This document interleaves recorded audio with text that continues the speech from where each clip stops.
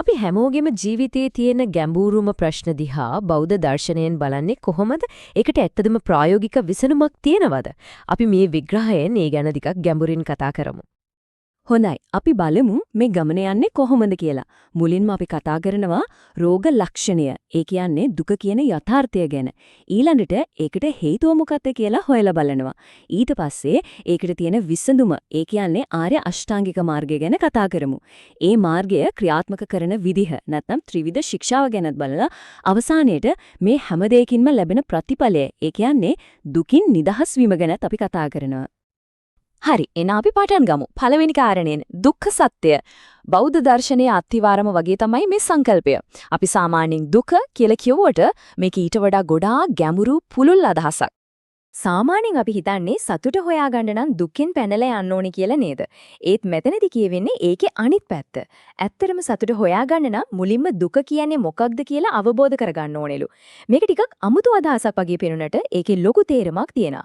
අපි කරන්නේ දුක දිහා කෙලින්ම බලන එක. හැබැයි බය වෙන්නවත් කලකිරෙන්නවත් නෙමෙයි ඒක තේරුම් ගන්න. ඉතින් මොකක්ද මේ දුක කියන්නේ?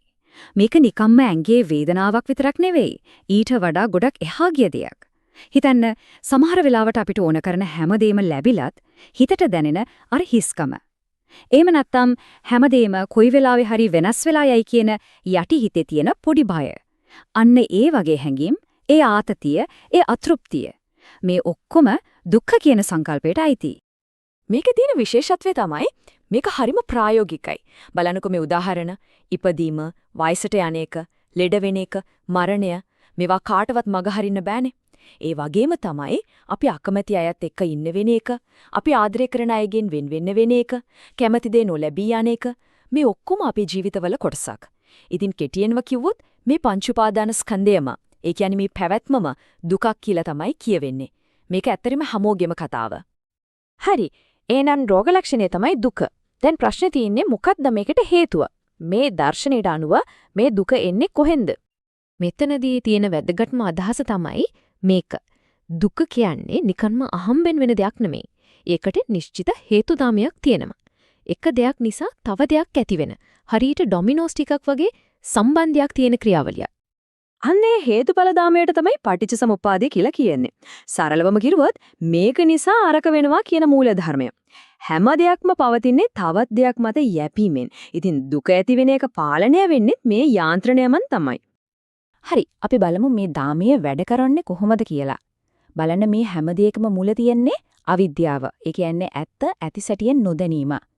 අනේ නොදැනීම නිසා සංස්කාර, ඒ කියන්නේ අපි කරන ක්‍රියා ඇති වෙනවා. ඒකෙන් විඥානය පහළ වෙලා අන්තිමට ඒක තණ්හාවට, ඒ කියන්නේ ආසාවට මඟ පාදනවා. අනේ ඒ ආසාව නිසාම තමයි නැවත නැවතත් භවය, ඒ කියන්නේ පැවැත්ම නිර්මාණය වෙන්නේ. ඉතින් ඒ පැවැත්මත් එක්ක ආයමත් ඉපදීම, වයසට යෑම, මරණය කියන දුක්ඛ චක්‍රයටම අපි අහු වෙනවා. මේක හරියට නිමක් නැති රෝදයක් වගේ. හරි. දැන් අපි රෝග ලක්ෂණය දන්නවා, හේතුවත් දන්නවා. එහෙනම් දැන් බලමු මේකට තියෙන ප්‍රතිකාරය නැත්නම් මේ දාමය කඩන්න තියෙන මඟ මොකක්ද කියලා. මෙන්න මේකට තමයි ආර්ය අෂ්ටාංගික මාර්ගය කියලා කියන්නේ. ඒකට අංග 8ක් තියෙනවා. සම්මා දිට්ඨි, සම්මා සංකල්ප මේ විදිහට 8ක්.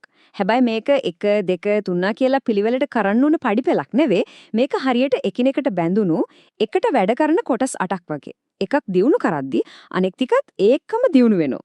හැම එකක්ම එක වගේ වැදගත්. ඉතින් මේ අංග 8 මේකපාර ප්‍රගුණ කරන එක පහසු කරන්න මේවා ප්‍රධාන කාණ්ඩ 3කට බෙදලා තියෙනවා. අපි ඒවට කියනවා ත්‍රිවිධ ශික්ෂාව කියලා. මෙන්න ඒ කාණ්ඩ 3 ප්‍රඥා, සීල සහ සමාධි. බලන්න ආර්ය අෂ්ටාංගික මාර්ගයේ අංග 8 මේ කුළුණ තුනේ යටතේ බෙදිලා යන විදිහ. ප්‍රඥාව යටතේ සම්මාදිෂ්ටි සහ සම්මා සංකප්ප. සීල යටතේ සම්මා වාචා, කම්මන්ත සහ ආජීව. සමාධිය යටතේ සම්මා වායාම, සති සහ සමාධි. මේ තුනම එකට එකතු වුණාම තමයි සම්පූර්ණ මාර්ගය හැදෙන්නේ. අපි මුලින්ම බලමු සීලය ගැන. මේක තමයි මේ මාර්ගයේ අත්විවරම. ඒ කියන්නේ අපේ කායික සහ වාචසික හික්මීම. සම්මා කම්මන්ත කියන්නේ අනිත් අයට හිංසා වෙන ක්‍රියාවලින්, ඒ කියන්නේ සතුන් මැරීම, සොරකම් කිරීම වගේ දේවල් වලින් වළකින එක. සම්මා ආජීව කියන්නේ අපි ජීවත් වෙන කරන රස්සාව අනිත් අයට හානියක් නොවන විදිහට කරගෙන යන එක. ඒ කියන්නේ ආයුධ වෙළඳාම, මත්ද්‍රව්‍ය වෙළඳාම වගේ දේවල් වලින් අයින් වෙන එක. ඊළඟට අපි බලමු සමාධිය. ඒ කියන්නේ හිත හික්මවා ගැනීම. ඒකේ තියෙනවා සම්මා වායාම නැත්නම් නිවැරදි උත්සාහය කියලා කොටසක්. ඒකේ පැති 4ක් තියෙනවා. හිතට එන නරක සිතුවිලි, ඒ කියන්නේ අකුසල්, ඇති වෙන්න නොදී වළක්වන එක, දැනටමත් ඇති වෙලා තියෙන නරක සිතුවිලි අයින් කරගන්න එක, ඒ වගේම තවම ඇති වෙලා නැති හොඳ සිතුවිලි, ඒ කියන්නේ කුසල්, ඇති කරගන්න උත්සාහ කරන එක සහ දැනටමත් තියෙන හොඳ සිතුවිලි තව තවත් දියුණු කරගන්න එක. මේක හරියට අපේ හිතේ තියෙන වත්තක් වල් පැල වලින් සුද්ධ කරලා හොඳ පැල වවනවා වගේ වැඩක්. අවසාන වශයෙන් ප්‍රඥාව. මේක තමයි මේ සම්පූර්ණ ගමනේ මඟ පෙන්වන එළිය. සම්මා දිට්ඨි. ඒ කියන්නේ නිවැරදි දැක්ම සහ සම්මා සංකප්ප. ඒ කියන්නේ නිවැරදි අදහස්. චතුරාර්ය සත්‍යය හරියටම අවබෝධ කරගන්න එක සහ අපේ අරමුණු, නෙක්ඛම්මය, මෛත්‍රිය, අවිහිංසාව වගේ යහපත් දේවල් මත පදනම් කරගන්න එක තමයි මෙතනදි වෙන්නේ. අපි කරන හැමදේම, හිතන හැමදේම නිවැරදි දිශාවට යොමු කරන්නේ ප්‍රඥාවෙන්. හරි. අපි දැන් රෝග ලක්ෂණීය හේතුව සහ ප්‍රතිකාර සැලැස්ම ගැන කතා කළා. ඉතින් මේ හැමදේම හරියට කළාම ලැබෙන ප්‍රතිඵලය මොකක්ද? මේ ගමනේ අවසානය කොතනද? මෙතනදී ගොඩක් අය වරද්ද ගන්න තැනක් තියෙනවා. මේකේ ඉලක්කය හැඟීම් දැනීම් නැති කෙනෙක් වෙන එක නෙවෙයි. එහෙම දෙයක් නෙවෙයි. ඉලක්කය වෙන්නේ අර දුකට හේතු වුණු හේතුඵල දාමේ, අර චක්‍රය සම්පූර්ණයෙන්ම කඩලා දාන එක. ඒ කියන්නේ දුක ඇති වෙන්න මුලම උදුරලා දාන එක. මේ උපුටා දැක්වීමෙන් කියවෙන්නේ හරිම ගැඹුරු කතාවක්. යමෙක් පටිච්ච සමුප්පාදිය දකීද හෙතෙම ධර්මයේ දකී. යමෙක් ධර්මයේ දකීද හෙතෙම පටිච්ච සමුප්පාදිය දකී. ඒ කියන්නේ දුක හට ගන්න ආකාරය තේරුම් ගන්න එකම තමයි දුක නැති කරන මාර්ගය. ඒ කියන්නේ ධර්මයේ දකින්නවා කියන්නේත් මේ දෙක එකක්මයි. ප්‍රශ්නේ තේරුම් ගන්නකොටම විසඳුමත් පේන්න පටන් ගන්නවා. එහෙනම් අපි ආයෙත් මුලින්ම අහුවා ප්‍රශ්නෙට එමු. දුක අවබෝධ කර ගැනීම ඇත්තටම විමුක්තියට මඟක් වෙන්න පුළුවන්ද?